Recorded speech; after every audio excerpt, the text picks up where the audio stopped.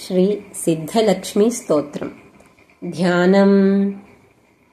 ब्राह्मीं च वैष्णवीं भद्रां षड्भुजां च चतुर्मुखीं त्रिनेत्रां खड्गत्रिशूलपद्मचक्रगदाधरां पीताम्बरधरां देवीं नानालङ्कारभूषितां तेजः पुञ्जधरीं श्रेष्ठां ध्यायेद्बालकुमारिकाम्। स्तोत्रम्।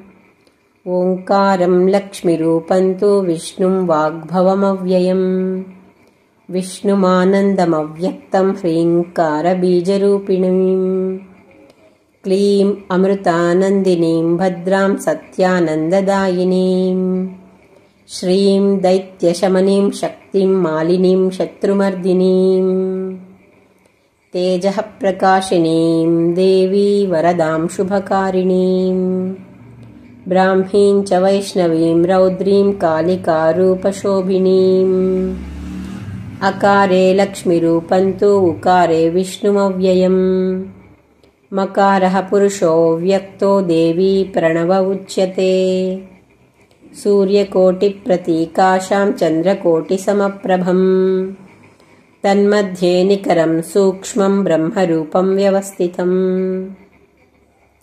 ओङ्कारं परमानन्दं सदैव सुरसुन्दरीं सिद्धलक्ष्मीर्मोक्षलक्ष्मी आद्यलक्ष्मी नमोऽस्तु ते।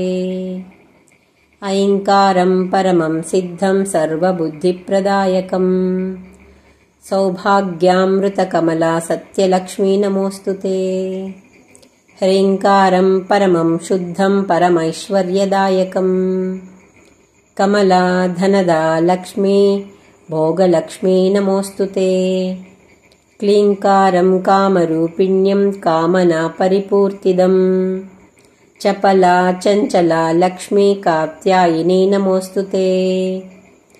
श्रीङ्कारं सिद्धिरूपिण्यं सर्वसिद्धिप्रदायकं पद्माननं जगन्मात्रे अष्टलक्ष्मीं नमोऽस्तु ते।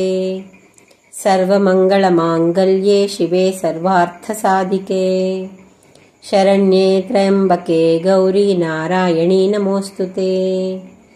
प्रथमं त्र्यम्बका गौरी द्वितीयं वैष्णवी तथा तृतीयं कमला प्रोक्ता चतुर्थं सुन्दरी तथा पञ्चमं विष्णुशक्तिश्च षष्ठं कात्यायिनी तथा वाराही सप्तमं चैवाह्यष्टमं हरिवल्लभा नवमं खड्गिणी प्रोक्ता दशमं चैव देविका एकादशं सिद्धलक्ष्मीर्द्वादशं हंसवाहिनी। एतत् स्तोत्रं वरं देव्या ये पठन्ति सदा नराः सर्वापद्भ्यो विमुच्यन्ते नात्र कार्या विचारणा।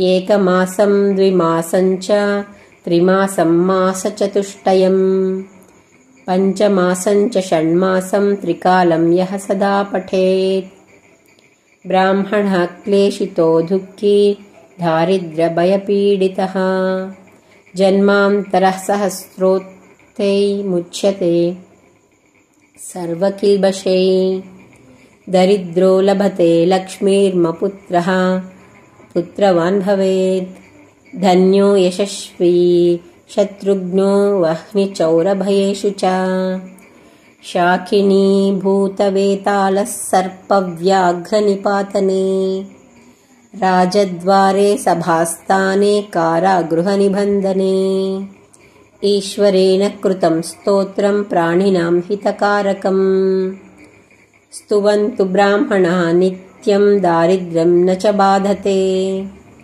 सर्वपापहरा लक्ष्मी सर्वसिद्धिप्रदायिनी। साधकः लभते सर्वं पठेत् स्तोत्रं निरन्तरम्। या श्रीपद्मवने कदम्बशिखरे राजगृहे कुञ्जरे श्वेते चाश्वयुते वृषे च युगले यज्ञे च युपस्थिते शङ्खे दैवकुले नरेन्द्रभवने गङ्गातटे गोकुले सा श्रीस्तिष्ठति सर्वदा मम गृहे भूयात् सदा निश्चला। या सा पद्मासनस्था विपुलकटितटी पद्मपत्रायताक्षी गम्भीरावर्तनाभिः स्तनभरणमिता शुद्धवस्त्रोत्तरीया लक्ष्मीर्दिव्यैर्गजेन्द्रैर्मणिगणखचितैः स्नापिता हेमकुम्भैः नित्यं सा पद्महस्ता मम वसतु गृहे सर्वमाङ्गल्ययुक्ता। इति श्री सिद्धलक्ष्मीस्तोत्रम्।